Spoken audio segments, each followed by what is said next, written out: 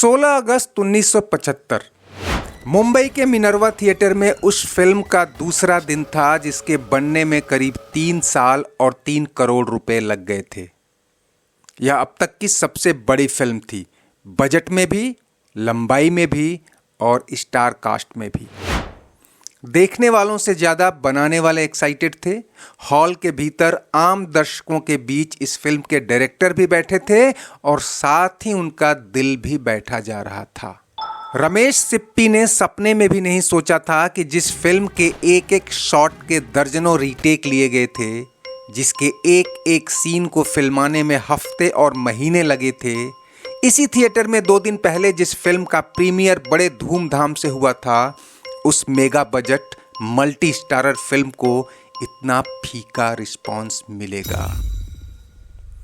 Hall की ज़्यादातर सीटें खाली थीं, जो भरी थीं वहाँ सन्नाटा था, न ताली, न सीटी और ना ही कोई सुगबुगाहट। तो क्या फिल्म फ्लॉप होने जा रही थी?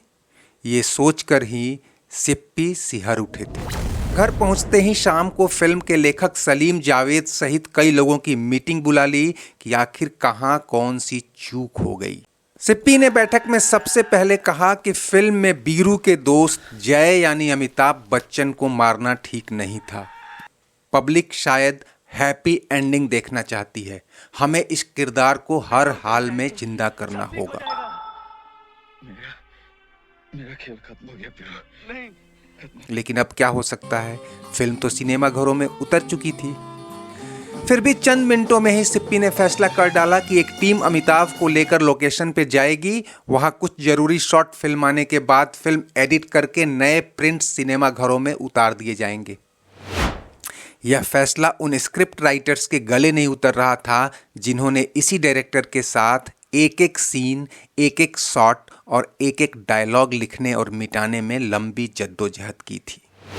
सलीम जावेद ने सिप्पी से गुजारिश की कि फिल्म रिलीज हुए अभी 2 ही दिन हुए हैं, कल संडे है, हमें कुछ दिन और इंतजार करना चाहिए और अगर तब भी फिल्म नहीं चली तब जाकर इतना बड़ा बदलाव करना चाहिए। बैठक में किसी ने फिल्म की नाकामी का ठीकरा गब्बर सिंह यानी नए नवेले अमजद खान पर फोड़ा, तो किसी ने 3.5 घंटे से ज़्यादा की लंबाई और शो की टाइमिंग पर भी सवाल उठाए। बहरहाल राय बनी कि कुछ दिन इंतजार करते हैं।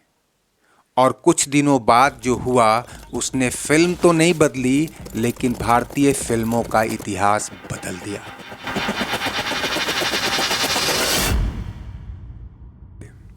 दोस्तों, वो फिल्म थी शोले, जो इसी साल यानी 15 अगस्त 2024 के बाद अपने स्वर्णिम 50वें वर्ष में प्रवेश कर जाएगी। और इन 50 वर्षों में शायद ही कोई इंसान पैदा हुआ होगा जो हिंदी फिल्में तो देखता हो और उसने शोले नहीं देखी हो।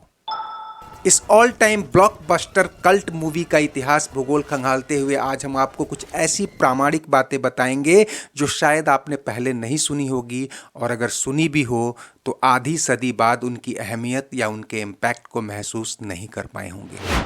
तो दोस्तों, शुरुआती 2 दिन की मायूसी और अगले कुछ दिनों के सब्र के बाद जो हुआ उसे भी रमेश सिप्पी की नज़र से ही देखिए। सिप्पी ने एक इंटरव्यू में बताया था कि मुंबई के ही वर्ले स्थित गीता सिनेमा के मालिक ने उन्हें थिएटर विजिट करने के लिए इनवाइट किया। जब वो सिनेमा हॉल पहुंचे तो मालिक ने फूड स्टॉल की ओर इशारा करते हुए कहा, सिप्पी साहब देखिए, स्टॉल पर एक भी आदमी नहीं है। सिप्पी का दिल धड़कने लगा कि कहीं उन्हें यह दिखाने के लिए तो नहीं बुलाया गया कि फिल्म अब भी फ्लॉप जा रही है। उसी मालिक ने कहा, अजी साहब, लोग फिल्म से तो इस कदर चिपके हैं कि इंटरवल में भी हॉल से बाहर नहीं आ रहे और स्टॉल वालों का बिजनेस खराब हो रहा है। यकीनन नज़ारा बदल चुका था। हॉल के भीतर जितने लोग थे उससे कई गुना ज़्यादा बाहर टिकट खिड़की पर लंबी कतारों में खड़े थे, और ऐसे ही नज़ारे मुंबई से बाहर दूसरे शहरों में भी दिखने लगे थे। तब जमाना टीवी, रेडियो और मोबाइल पब्लिसिटी का नहीं था। एक आदमी फिल्म देखता तो 4 लोगों को बताता और उनसे यह 16 लोगों तक पहुंचती। 1 महीने के भीतर पूरे देश में शोले एक फिल्म न होकर मानो कोई चुंबकीय तरंग बन गई थी। 3 करोड़ की लागत वाली फिल्म ने पहली रिलीज बेसिस पर पूरे देश में कुल 35 करोड़ रुपए कमाए थे। अगर ये रकम आपको आज के हिसाब से छोटी लग रही है तो 1975 से अब तक महंगाई दर के साथ इसे एडजस्ट करके देखिएगा, आंकड़ा 1000 करोड़ से ऊपर ही जाएगा। यानी कोई भी फिल्म इसके आसपास नहीं फटकी। डायलॉग, गाने, वीडियो कैसेट्स की बिक्री और दूसरे कॉपीराइट्स से होने वाली कमाई अलग है। उसी मिनर्वा थिएटर में जहां रमेश सिप्पी हर सुबह लोगों की कतारें देखने जाते थे, यह फिल्म लगातार पूरे 5 साल चली और 1980 में तब उतरी जब सिप्पी की ही दूसरी फिल्म शान ने दस्तक दी। ये आंकड़े, ये किस्से मनगढ़ंत नहीं है दोस्तों। शोले पर कई किताबें, कई इंटरव्यूज और कई लेखों के जरिए उसकी अनगिनत कहानियां बाहर आती रहती हैं। अनुपमा चोपड़ा की किताब Sholay the making of the classic में लिखा है कि उन दिनों 15 रुपये का बालकनी टिकट 200 रुपये में बिक रहा था। भारतीय सिनेमा के इतिहास में ऐसा पहली बार हुआ था जब सिनेमा के टिकट 100 रुपये के पार गए थे। आने वाली भीड़ को देखते हुए सरकारों ने नई बसें चला दी थीं और स्टैंड के नाम तक शोले बस स्टैंड हो गए थे। ऐसी ही कहानियां पूरे देश में फैली थीं। लोगों ने टिकटें ब्लैक कर घर बना लिए तो कहीं गांव के गांव लोगों का हुजूम बसें रिजर्व करके फिल्म देखने शहर आया था। कालिया, सांभा, सुरमा भोपाली जैसे छोटे छोटे किरदार तो आजीवन इन्हीं नामों से जाने पहचाने गए। लोगों में फिल्म का क्रेज इस कदर था कि इसका एक एक किरदार, एक एक डायलॉग उनके जहन में उतर गया। ये हाथ नहीं, फांसी का फंदा है। और ये सब कुछ अनायास नहीं हुआ था। इसके पीछे उतनी ही मेहनत, उतना ही समय और उतना ही पैसा लगा था। मसलन गब्बर का पहला सीन और पहला डायलॉग ही देख लीजिए। कितने आदमी थे? मात्र 3 शब्दों के इस डायलॉग को शूट करने में अमजद खान को 31 रीटेक देने पड़े थे।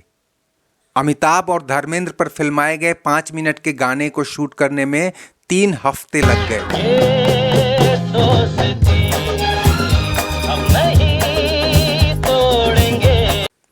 ट्रेन पर डाकुओं के हमले वाला सीन 7 हफ्तों में पूरा हुआ था।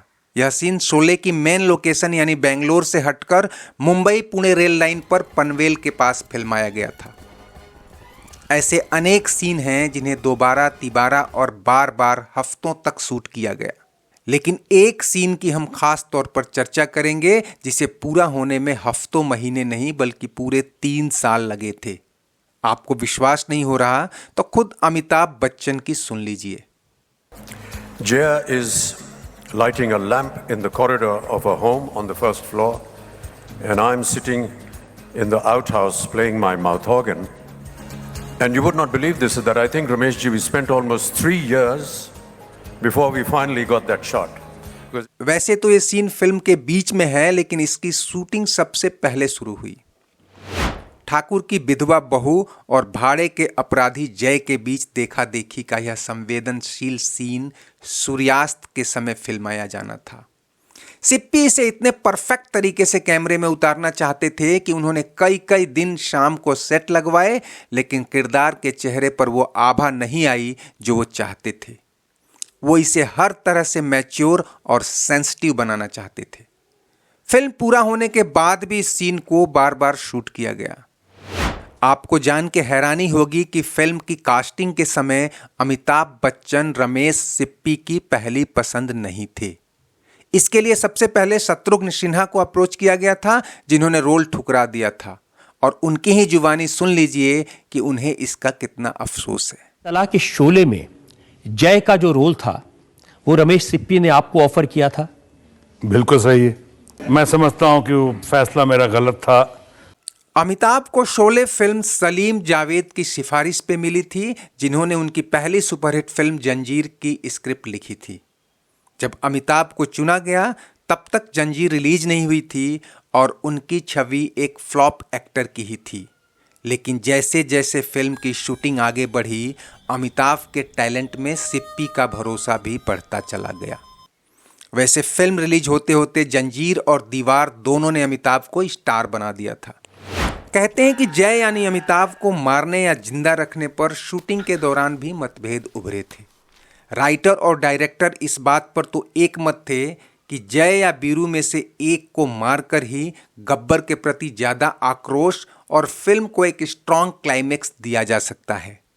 क्योंकि उन दिनों मेन हीरो को मारने का चलन नहीं था और तब धर्मेंद्र का स्टारडम अमिताभ बच्चन से बड़ा था, ऐसे में जय को ही मरने दिया गया। लेकिन किसे पता था कि मरने के बाद भी ये किरदार हमेशा के लिए अमर हो जाएगा। दोस्तों, शोले से जुड़ी कहानियों और किस्सों की फहरिस्त इतनी लंबी है कि इसे एक वीडियो में समेटना किसी के लिए भी मुश्किल है। किसी और वीडियो में इस सिलसिले को आगे बढ़ाएंगे। अगर वीडियो पसंद आया हो तो इसे लाइक, शेयर और सब्सक्राइब कर लीजिए और कमेंट बॉक्स में अपनी राय जरूर दीजिएगा। तब तक के लिए शुक्रिया, नमस्ते, आभार।